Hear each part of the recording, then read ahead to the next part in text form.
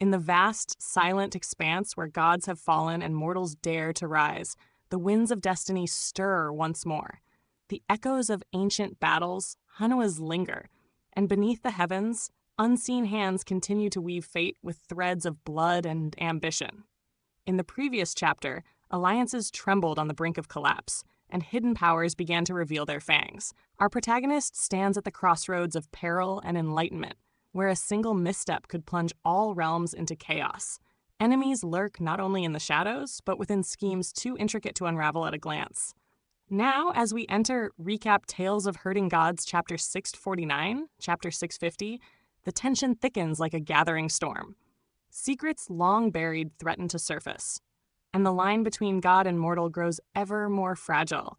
What choices will shape the path ahead, and who will emerge unscathed when the dust finally settles?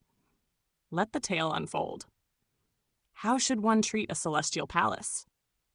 Qin tended to First Ancestor's corporeal form, and 2 full days were spent mending his divine treasures.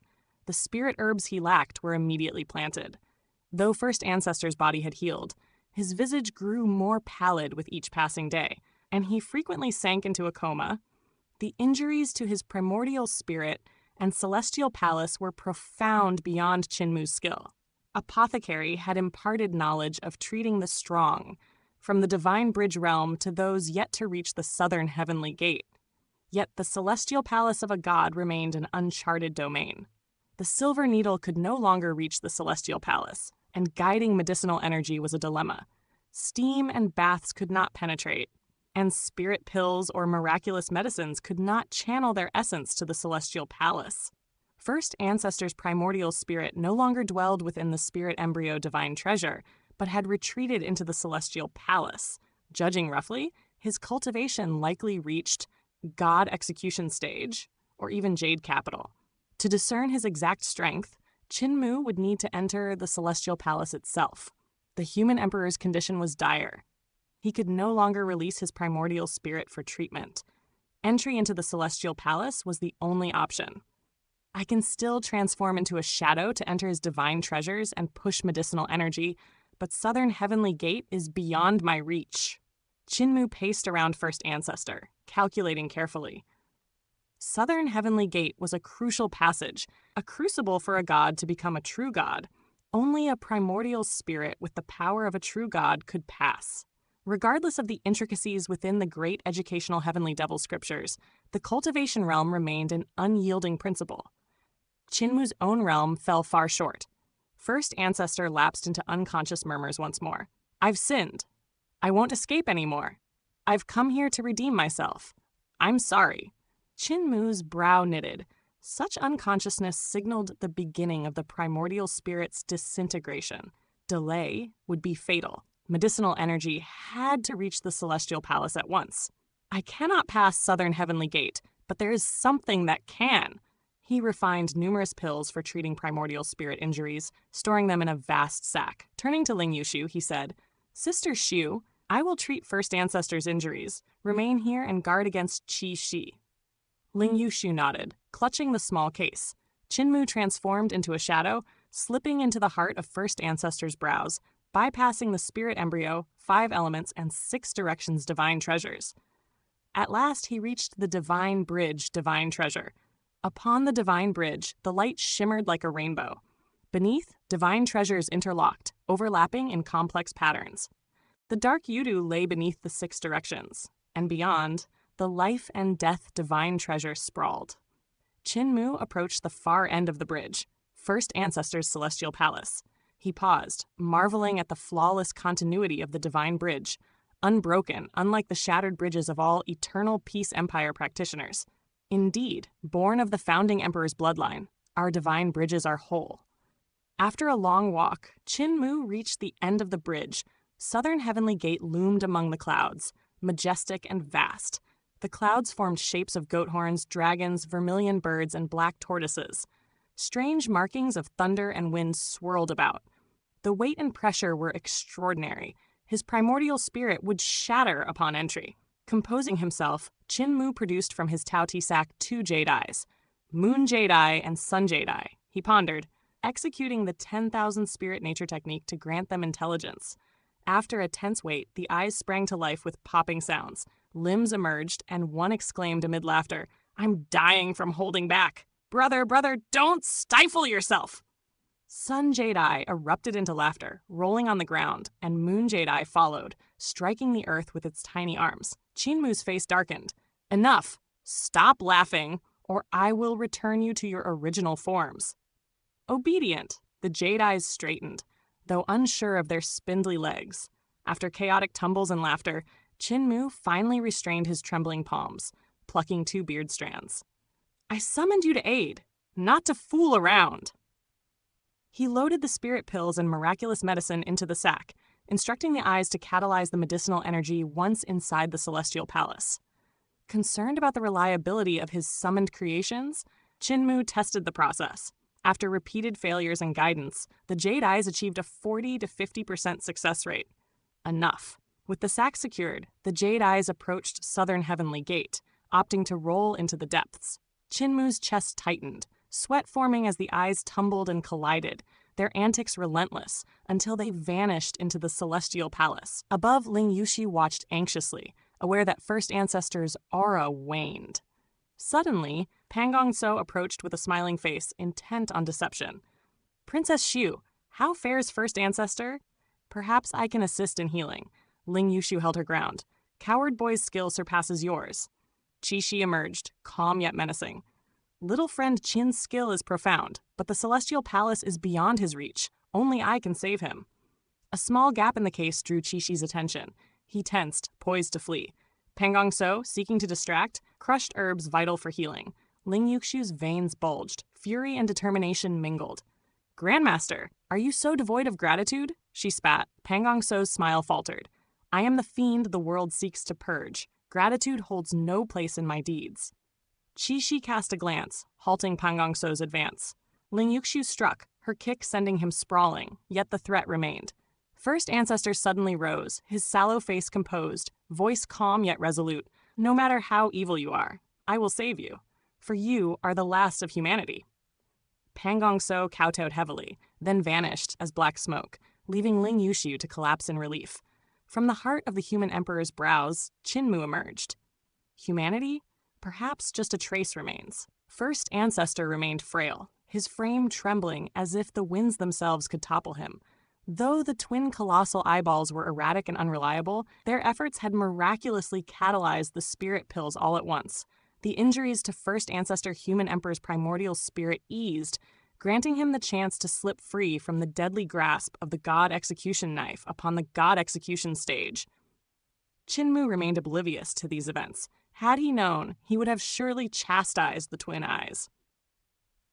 First Ancestor rose unsteadily, his corporeal form swaying. Though his body had largely healed, his primordial spirit and celestial palace still bore grievous wounds. Fortune favored him. His life was no longer in immediate peril. Qi Shi's injuries are lighter than mine. His current prowess far surpasses mine, First Ancestor Human Emperor murmured, his voice weak. "I fear I cannot shield you." Chinmu remained untroubled. Even knowing your limits, he will not dare strike. He would risk too much. Once your injuries mend fully, his fear will only grow. First Ancestor shook his head. "It is not him I fear. The floating world awaits. Can you restore me before we enter it?" Chinmu hesitated, the weight of uncertainty pressing upon him. The wounds of a primordial spirit were fiendishly intricate, and the Celestial Palace's injuries defied his experience. The supplies aboard the battered vessel were meager. Though his touty sack held a variety of herbs, some crucial elements remained absent. To heal First Ancestor fully, he would need to journey to the floating world and acquire sufficient spirit herbs. 3 forms of overturning heaven inflicts excessive harm.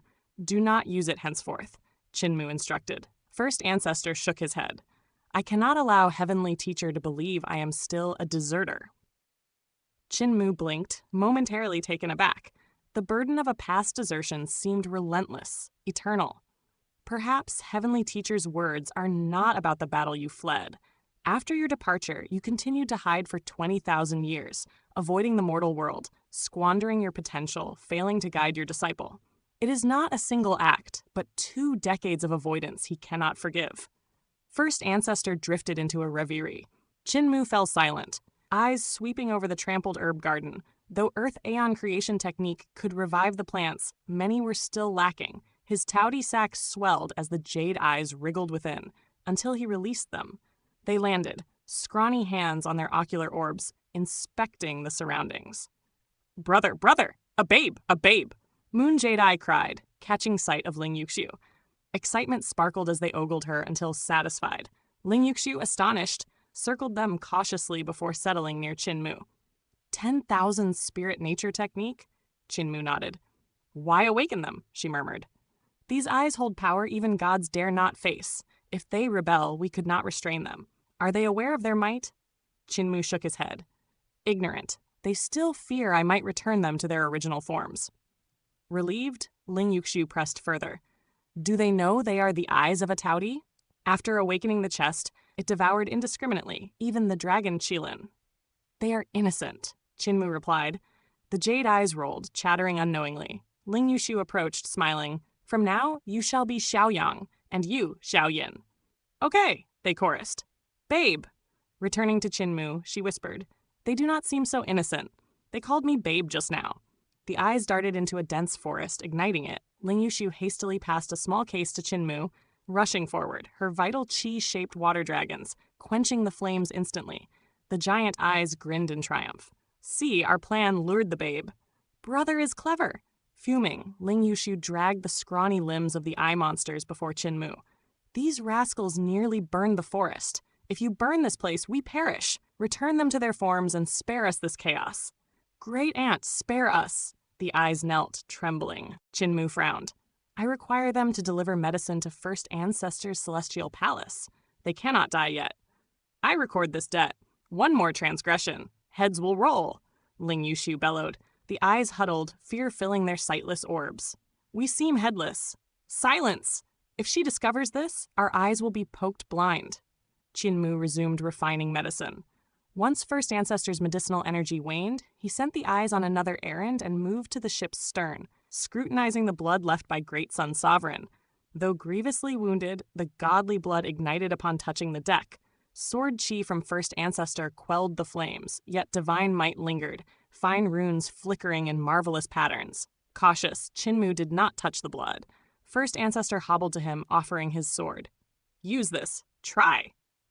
Qinmu accepted Jade Brightness' sword, beholding it for the first time. It radiated blinding light, a princely blade forged with unmatched skill, humming with infinite length, a craftsmanship beyond even Mute's reach. He drew Carefree's sword in comparison.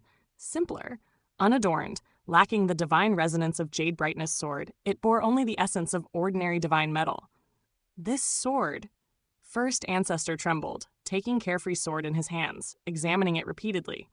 His gaze dimmed as he whispered, "Who bestowed this upon you?"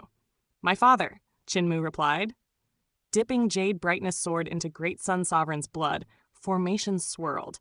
Using Bright Heaven's eyes, he studied the blood. A pact of Earth count with Saturn Sovereign hid him, the sword a token from his father. "Carefree's sword," Qinmu affirmed, witnessing the inscription. He tapped the blood with fingers, expanding it into a massive spinning orb, growing until a 100-yard sphere. "Carefree sword." First Ancestor smiled gently. "It is truly carefree now." Focusing intently, Qinmu traced the formations down to the tiniest atom. "First Ancestor, this Great Sun Sovereign is not the true one. He is a human cultivated into godhood." "His blood is human," Qinmu continued. "The sun-born god should not bear it. Strange runes imprint every molecule, fiery, pure yang in nature." "My primordial spirit is weak. My divine eyes cannot manifest. Describe the rune," First Ancestor said. The blood shrank, sword flicking it to the ground. Using vital chi as brush, Qinmu traced the rune in the air. A strange, complex design resembling all manner of fire divine beasts, indistinguishably identical. A High Emperor-era rune, different from Founding Emperor-era's fire or pure yang runes. First Ancestor noted. Their gazes met, grim. Why has a High Emperor god become Great Sun Sovereign? Where is the true one? Qi Shi says High Emperor era lasted 300,000 years. Why so enduring? Weak but steady, First Ancestor returned Carefree sword. Even in Founding Emperor era, ruins of High Emperor era remained, civilization broken. Secrets of that time require returning to the past, a complex era indeed. Chinmu recalled travels through time and past acquaintances. Back to the past, I have gone once. This carefree sword, guard it well. Even at the cost of your life, it is invaluable. Nodding, Chinmu vowed, I will. My father's gift, I will never lose it. Yet, first ancestor, why can I barely unleash Jade Brightness Sword's power, yet this sword remains inaccessible? First ancestor paused, then said softly, You will understand in time.